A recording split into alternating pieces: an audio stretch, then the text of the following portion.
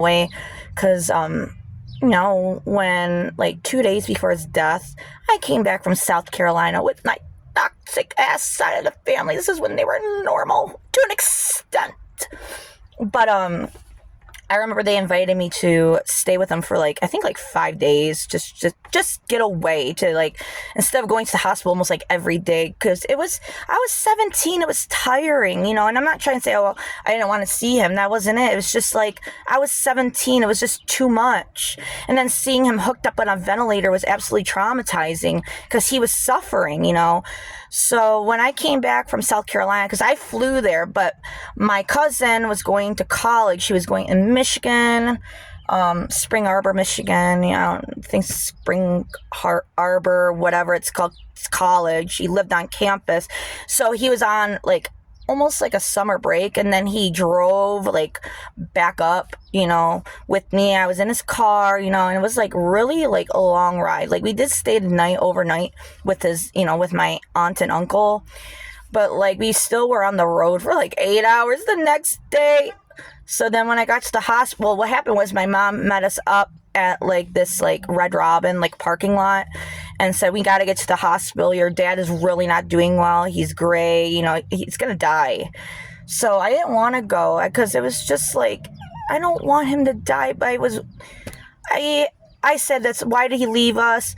But I actually prayed to God. I said, just take him, Lord, because I don't want him suffering anymore. It was so bad to see him suffer, especially he couldn't eat. He was hooked up to a ventilator, and then eventually they put him on a trachea tube. God, people are loud. But anyway, I got to the hospital. I'm going to try not to cry saying this. But I said something like, I don't want to be here. I just want to go home. I don't want to see him. And to this day, I have guilt. And I cry about it time to time because I didn't want to not say that. I didn't meant to say I want to see him, but I didn't want to not see him. I just was sick of seeing him suffer, if you know what I mean.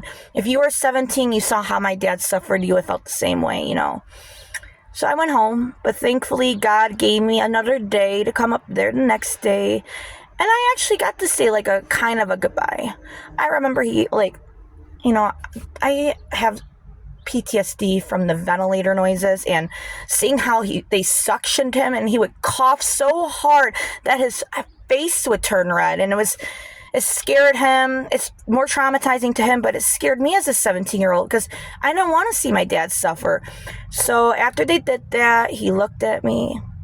He says, "What's up?" And you couldn't understand because he couldn't talk, but he mouthed. He was talking for a little bit, but then.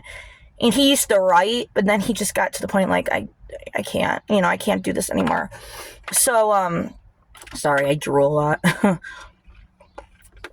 So, he mouthed, "What's up?"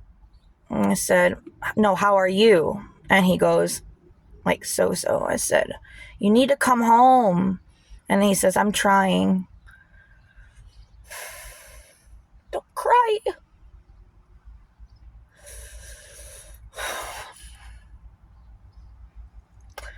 I have makeup on. I don't want to cry. Hold on.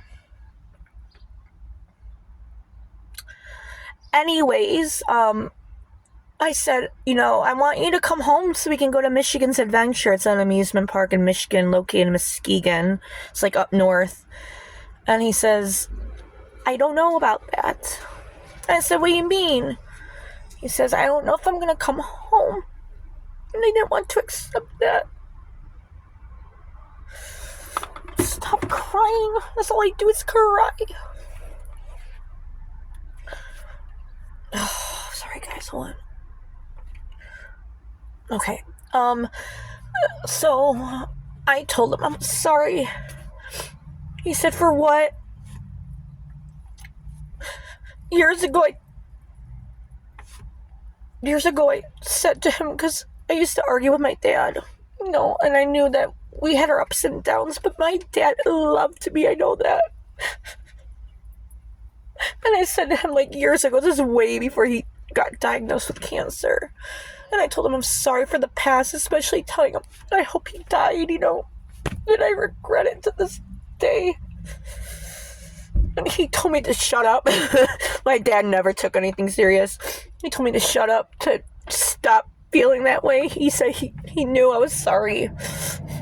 And I said, I love you so much, and I want you to come home. So, he says, I love you so much, and I went up to him, he gave me a hug, even though he was so weak. He gave me a hug, and then I kissed him on the cheek, and he kissed me back, and I said, I love you so much. And then I went home, and that was the last, oh God, sorry guys, and that was the last time I saw him. And, the next day, sorry, shit, I'm in the parking lot. But anyway, the next day, I went to sleep. I woke up in the middle of the night. It was like 1 o'clock in the morning. And my mom was just sitting on the recliner at our old house. We lived in Livonia. And she was just like this. Like, she was just staring off into space. And I thought, oh my God, he died. So I said, Mom. And she goes, Carol, that was my name. She still calls me. She refuses to call me Journey. I get it. I just don't care anymore. And she says, Dad flatlined this morning at midnight. I got a call from the hospital about a half hour ago. And I said, oh my gosh, is he dead, And she said she wanted to give him one try with, with CPR. And I know people are like, well, that's selfish, blah, blah.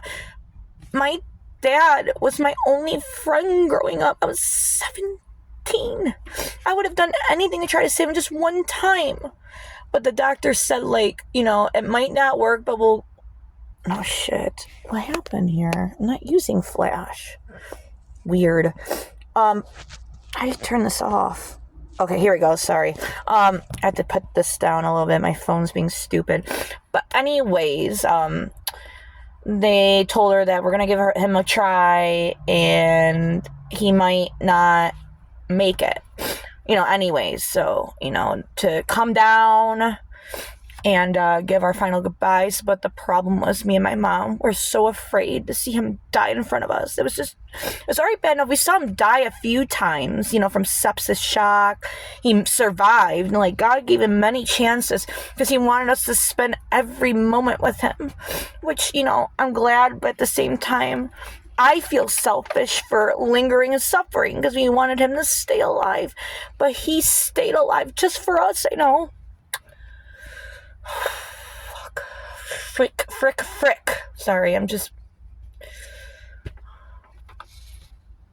making sure no one says, are you okay? I'm never okay. But anyway, so we didn't go. But we called my Grandma Jean. My Grandma Jean came over at literally 3 o'clock in the morning. She busted her butt down there. She lived in Redford, so it wasn't too far. And I went back to bed because I was tired. But then all of a sudden I get on the door, it's Jean, and I just knew it, that he died. And it was 9 o'clock in the morning, or 9:30. And Jean comes in and she's like, Carol, her dad passed away. And I said, okay. And I went back to sleep because I didn't believe it was real. I thought I was dreaming.